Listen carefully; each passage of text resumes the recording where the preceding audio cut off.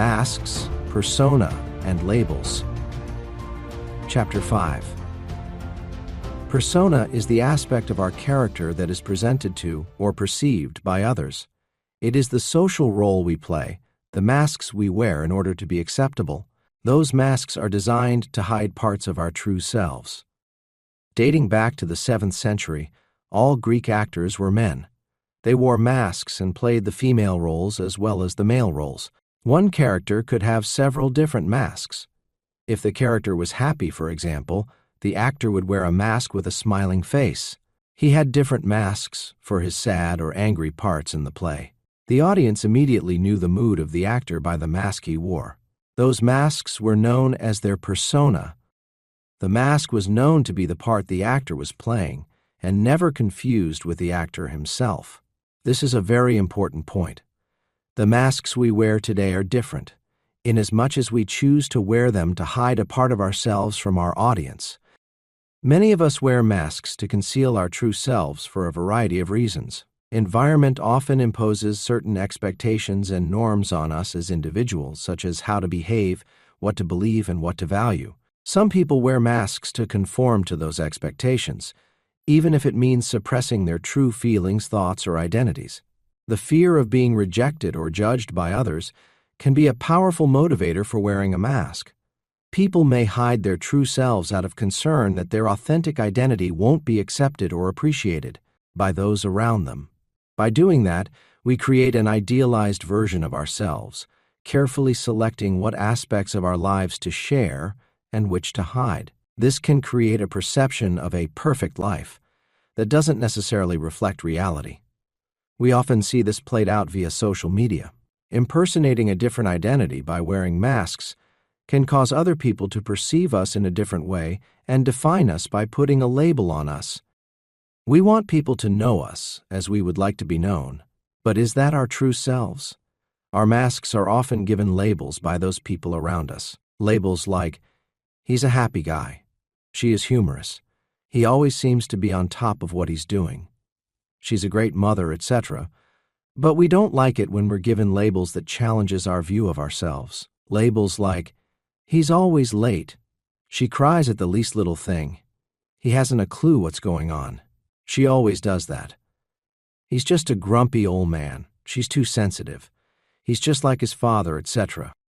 Labels can stick to us for so long that we start believing them and accept them as who we are. That can be positive or negative. They become a part of everything we do and every decision we make. We give ourselves labels too. Our self-image is a reflection of our accepted labels, such as, I'm just no good at math or working with my hands, or telling jokes, or making new friends, or speaking in public, etc. They are a persona we have agreed internally to accept. They are usually based on things other people said to us when we were growing up, and we built them into our image of ourselves. While wearing masks to hide our true self may serve as a coping strategy or a means of navigating social dynamics, we can become so comfortable wearing masks that we can confuse them with our real self. Even though we don't like many of them, we learn to hide behind these masks and just accept that's how we are. What can make things a little more confusing for us is that we are equally likely to not feel ourselves when we take a mask off as we do when we put one on. It can lead to feelings of disconnection, inner conflict, and a sense of inauthenticity. Over time, the effort to maintain these masks can be emotionally exhausting. The choices and decisions we make when we are wearing a mask can be at odds with what we really want or believe. And while we can live with that for a while, maybe even years, eventually it forces its way up to the surface through the circumstances we encounter.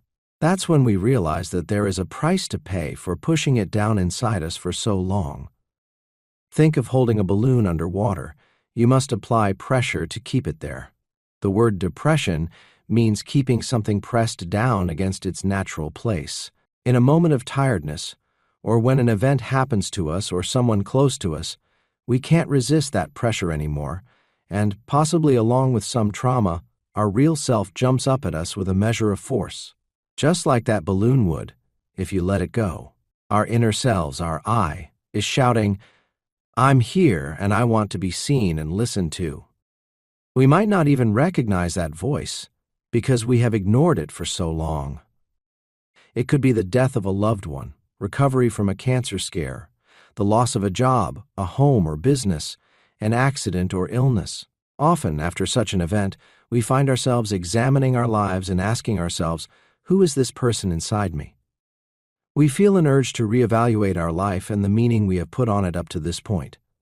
We discover that we have neglected many of our wants because of circumstances that were imposed on us by ourselves or others, and decide to bring our true selves, in harmony with our natural gifts, talents, abilities, and desires to the surface. There is a name for this event. It's called post-traumatic growth or post-traumatic development, and was developed by psychologists Richard Tedeschi, Ph.D., and Lawrence Calhoun, Ph.D., in the mid-1990s. It says that people who endure psychological struggles following adversity can often see positive personal growth afterward. Tedeschi said, people develop new understandings of themselves, the world they live in, how to relate to other people, the kind of future they might have, and a better understanding of how to live life. He said, this can be an exciting time in our lives even though it came about from what we had perceived as a negative circumstance. Most of us will experience inauthenticity as a vague dissatisfaction, a sense of emptiness, the sting of self-betrayal, or a feeling of being unfulfilled. We often carry a heavy burden of not feeling authentic because we have failed marriages, or our work life hasn't gone the way we hoped it would, or we feel we have disappointed everybody, including ourselves. If we think of these as just chance, we don't have to feel the weight of our lives or the choices we've made. That disowning creates a division that can become a sense of inauthenticity. When we see them as learning experiences, we can put them into our backpack and take them into the next phase of our lives as knowledge and understanding. Feelings of being inauthentic can show up even in positive situations, such as when we receive compliments. We shrug them off or make excuses to cover our inability to accept that we might actually deserve them. If you think you're somehow flawed, or you believe that you aren't good enough, you might have trouble understanding how others can say nice things to you or about you, which is why many people simply ignore compliments or respond to them with a justification like, well, I just got lucky this time, or, oh, it's just something I found in the back of my wardrobe. It might help relieve a little bit of the anxiety that gets stirred up when someone's description of you doesn't match the way you describe yourself. When you feel other people hold you in high regard, self-doubt creeps in and causes you to feel anxious. You might think, it's only a matter of time before I disappoint them. We get confused because we feel if we acknowledge our talents and abilities when we are complimented for them, it will sound like bragging or that we have a superiority complex, and we have been told many times that bragging is an unattractive behavior. Sometimes even a simple thank you can feel awkward. A compliment is like someone giving you a gift. It should be accepted and acknowledged. It takes courage to remove our masks and expose our true nature to others. There can be a price to pay when we decide to be ourselves. It can result in the loss of some people and circumstances in our life. However, there are also tremendous rewards by way of inner peace and a knowing that you are in your flow doing what you were meant to do. It takes time for other people, even those close to us, to recognize and accept the changes we make inside ourselves. It will require some time spent alone with your thoughts to get past the way you've been assessing everything you have done and are doing in relation to the masks you have been wearing. Are you waiting on someone or something outside of you to fix your life? Is your happiness and peace based on something or someone outside of you, your attachments? Do you need someone else's approval before you can approve of yourself? What power do you have to change things that are outside of you anyway? What is your perceived value? Is it who you are or what you do? What would happen to your you if you couldn't do or be who your title says you are?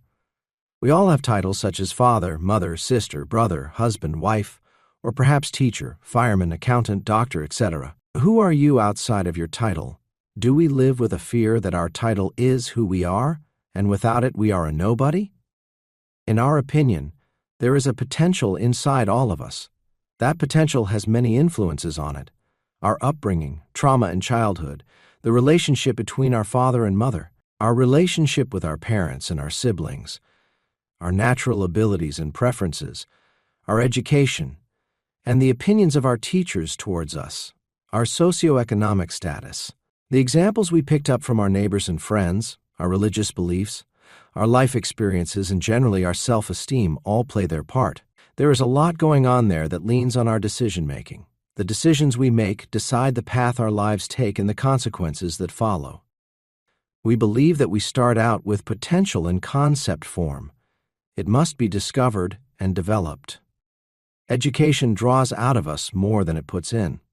Two people can hear the same lesson from a teacher, but it resonates with one and not the other. That means that the lesson is drawing out something that is already inside one person and giving them the tools to understand it and implement it. The highs and lows of our life path present us with opportunities to learn what we need to learn to realize our character. Our opinion of what that character is should not be influenced by what the world tells us is a character worth having, and not weighed by success, money, beauty, or prominence. We are all part of a whole, and every part is important and valuable. The lessons we learn along the way make our part unique to us. Don't allow anyone else's opinion of your journey to discourage you. Almost every person who influenced the world, or at least a part of it, was not appreciated for what they were doing whilst they were doing it. Everything is a form of energy, and it flows through frequencies and vibrations.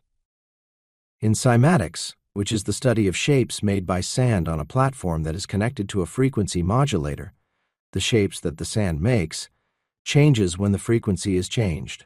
It is truly a fantastic sight to see the beautiful shapes emerging as the frequency changes. However, we must also recognize that as one shape changes to another, the sand goes through a period of chaos. The length of that period of chaos depends on how fast the new frequency settles. We are no different. As we learn and understand our new perspective on our lives, through the eyes of our newly uncovered I, there will be a time of adjustment, even chaos, as we change our frequency. Our goal is resonance, the harmonic connection between our I and our me, the inside and the outside of our being. When there is no harmony, we call it dissonance. That is where confusion and depression reside. Accept yourself as a totality. This is not an attempt to copy role models or an attempt to become perfect, but rather to take all the parts of ourselves into account. We must accept that there are things we like and also things we dislike about ourselves. We might label them the good and the bad inside ourselves. They are all part of our I. Can we find strength in our weakness and beauty in our ugly? I'm not suggesting that we simply accept the things inside us that we would like to change. However, I am suggesting that we must accept that they are currently part of us, in our shadow self. Can it be true that there is one path in the world that no one can walk except you? Where might it lead? Don't ask, just walk. We know we will face difficulties and challenges along the way. They are there for us to learn. They are essential to having a fulfilling life. The journey of self-discovery is one of the most difficult, however. It is also one of the most rewarding. We have an inner voice that leads us and guides us. We need to listen to it. It will often be contradictory to the life we are currently living. What is that voice calling out to you? What is that true calling on your life? Accept that you are different. When others cannot hear your music, they cannot make sense of your dance. We don't have the right to judge other people. Their path and music are different to ours. To live an authentic life, we need to live free from the judgments of others, and in doing so, let others live freely also. What is the seal of liberation? Not to be ashamed in front of yourself. It kills off your life and stops you from thinking your own thoughts. It prevents you from stretching and growing, knowing that you will make mistakes along the way. When you do make mistakes, ask for forgiveness from those you have hurt, acknowledge the lesson you have learned, and forgive yourself too. Get over your history. Take the lesson and leave the negative emotions behind. Stop judging yourself negatively. We can't know everything at the start. Being adventurous brings uncertainty and the possibility of success or failure. But if we are not courageous enough to be willing to try and fail, we won't achieve anything worthwhile. Never abandon who you are. Stop copying someone else. Don't go against your true self just to stay in line with the people around you. Dare to stand alone. It takes courage. Why? Because to be authentic is to expose parts of ourselves that may not be accepted by others, or be in line with some popular ways of thinking. But remember, the people who change the world do not think like everyone else. George Bernard Shaw said, "The reasonable man adapts himself to the world. The unreasonable man persists in trying to adapt the world to himself. Therefore, all progress depends on the unreasonable man." Our value is the value we give ourselves. We allow our behavior and thoughts to be shaped by the people we depend on. While we cannot be totally independent, we must strive to keep our true authenticity. We need to develop interdependent relationships rather than dependent ones. Be aware of taking on labels that others want to give you, and don't give yourself any either. You are unique and immeasurable. There is no one else with your DNA, fingerprints, or life experience. However, connection gives purpose and meaning to our lives. We are fearful that there is something about us that will deem us not worthy of belonging. We must be authentic with the people we feel connected to. We want to be seen. We want our real self to be seen and accepted. We can only do that by being vulnerable. We must embrace vulnerability. We must be willing to let go of who we think we should be in order to be who we are. Yes, there are risks in that. The willingness to put ourselves out there with the possibility of disappointment and criticism takes courage. We don't want to feel inadequate or to feel pain or sorrow or shame. That's why we make masks to cover over what we think will not be acceptable to others. Vulnerability is not weakness. It is emotional risk, yes. The outcome is uncertain, yes. However, as we already mentioned, we must examine the masks we are wearing and ask ourselves why we are wearing them, resolve those issues, and release them. Live your own life, not the life someone else wants you to live. Quote, "Behind every mask, there is a face, and behind every face, there is a story." Mary Rubin.